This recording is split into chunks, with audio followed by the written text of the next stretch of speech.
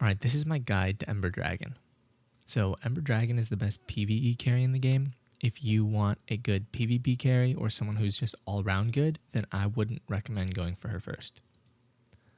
So the strengths of Ember Dragon is that she ignores resistances with true damage. Carries that can't get around resistances are going to have their damage cut by an insane amount. So Ember Dragon is just built in, doesn't have to deal with that. She also scales really well with attack percent and damage percent. A lot of carries, again, have their damage locked behind how much they can get past resistances, as well as crit and crit damage. Crit and crit damage are really strong in PvP, but in PvE, it doesn't really matter because at some point the bosses will get enough crit resistance so that you can't crit against them unless you have a guaranteed crit like Himiko or Icarus. So basically, you're only getting the good stats, and these are the only things that you scale with, so you can just focus in on that. Consistent damage of return is really good because every single turn that you can keep Ember Dragon alive is going to be significant and impactful. Sometimes if you're playing with another carry, then they don't do damage every single turn. Instead, they have like 4-turn bursts. And so you have to wait until like 4 turns later before they actually get a significant turn. So a lot of your supports are going to die within that time. Weaknesses is that she's really bad in PvP. She's arguably okay, but in the late game, people can get Heimdall. Heimdall is a huge counter to her. She does do some debuffing. She decreases healing. She puts a mark on people, which forces them to be targeted by single target attacks. So that's kind of useful. But other than that, she does a lot of percent HP damage. And in PvP, that's what her cap is going to be. So she's not going to actually be killing people. And the other weakness that she has is that you have to build a lot of supports around her for her to truly shine. All right, so let's go over how much damage she actually does per turn. So the first thing to look at is her ignite state. It just says deal 8% of the enemy's current HP every single time they take a turn. That's really, really strong.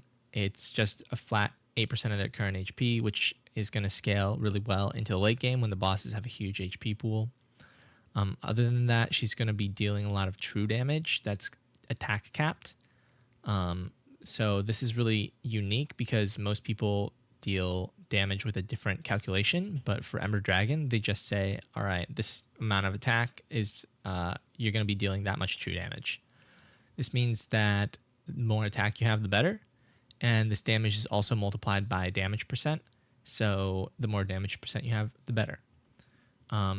If you're going to compare this damage to other carries, it is a huge amount, and it's very different than how other carries function. Especially because you get this every single turn, you end up dealing a significantly more damage than other carries. The downside to all this is that in order to keep her alive every single turn, you aren't going to be able to build a lot of other carries. You have to build supports. So she's going to be really your main source of damage. All right. So this is just pretty much in short what each of the abilities do. You can read them, pause the video. This is her most supportive ability. She basically decreases healing by 50% on all enemies every single time she takes a turn, and decreases the attack of the enemy's highest attack enemy as long as they have a lower attack than Ember Dragon, which is pretty useful because she does a lot of things before the first turn even happens, basically. So entering battle, she's going to deal all this stuff, and then she's also going to cast her MR. Her MR isn't super good in PvP because, again, it does max percent HP, so it's not going to really kill anyone. But, it still does damage before everything happens, so that could be significant. Her MR is really what makes her strong, specifically her MR5. Her MR5 makes it so that instead of casting every 2 turns, you cast every 1 turn, basically just doubling her damage. Her MR3 also takes the 50% attack buff that you get and just turns it to 100%. Basically, Ember Dragon has some of the highest base stat increases in the game of a lot of the things that matter. So, for example, the stats gained from just leveling up your MR stars. A lot of other carries do not get as much attack. Instead, they would have a line that says like crit damage, something like that. And so since Ember Dragon doesn't use any of those stats, it just gets replaced with more attack. So 75 attack is a really big amount compared to other carries. And then just having to be able to cast the MR every single turn just puts her way above where other people are, on top of self-buffing by 100% attack. All right, so yeah, this is what the attack caps look like on her abilities. Basically, as you can tell, they're really, really high numbers. Other carries do not do this much damage in PvE if we're going to do based off of attack scaling. It is true that a lot of their physical damage, like percent growth scaling, is high, but when you calculate everything out, Ember Dragon does a lot more damage.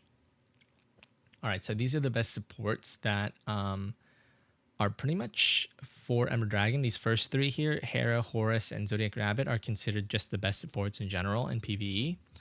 And that's because they buff attack, and Zodiac Rabbit buffs damage percent. So Hera buffs attack by 70% of her own attack stat, and her MR also adds a little bit of attack on top of that and increases all the buff gains. So anything that you would gain from a buff, Hera increases that by 20% in her MR state. I don't think her MR is super worth it, but because she gives an attack proportionally to how upgraded she is, people would recommend that you max her out, because the stronger your Hera, the stronger your carry is going to be.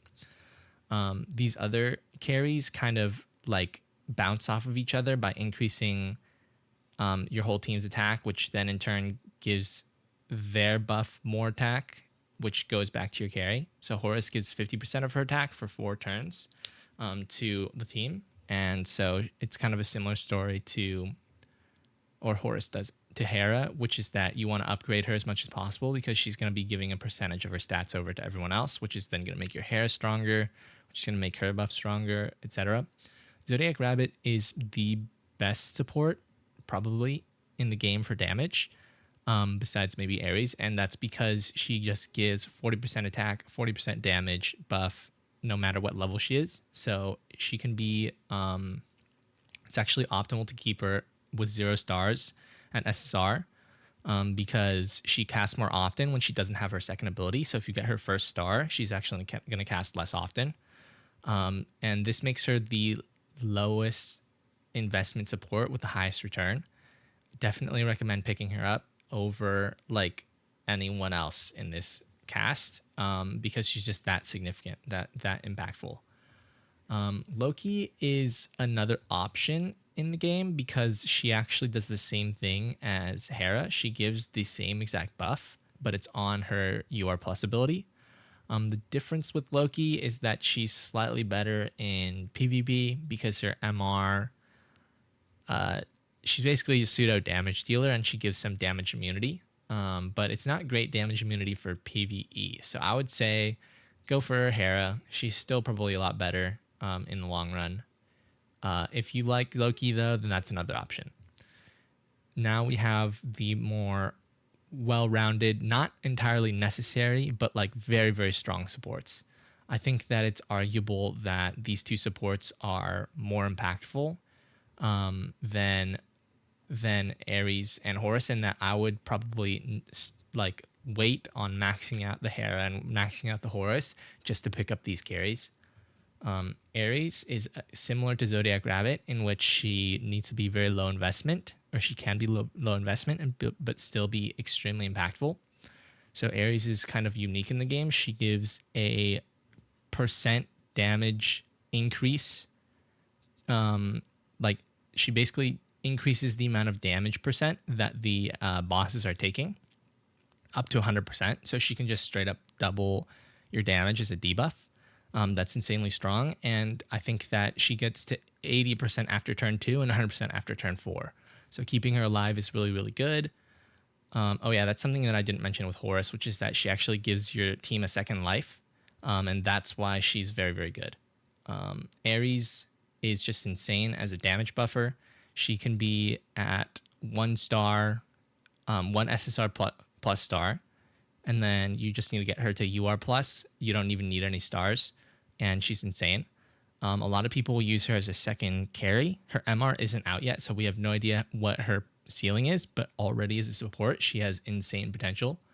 I would even say that just Zodiac Rabbit and Ares is better than like fully maxed Terra at some point. Like it's just so strong, and I think that that's not talked about very much in the community, which is that like people are always going to recommend that you max out Hera, but Hera only gives 70% of her own stats to your carry, and you're not going to have as strong of a Hera as you are going to have your main character. Ares and Zodiac Rabbit straight up buff your main character or Ember based off of Ember's stats. So it's totally different. The other upsides to having a support is that she cleanses and she cleanses buffs off the enemies, but it's just not that important in PvE.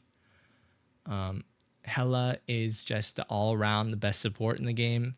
She gives people a shield when they get hit. She gives them attack based off of her max HP. She gives them the shield that she gives is based off of her max HP. She gives immune to damage one time to the highest attack carry, which is going to be Ember Dragon. This is important because late game in PvE, you're just going to be one shot if you don't have damage immunity. So Hela basically just gives you an extra life, just like Horus does, and that's really nice.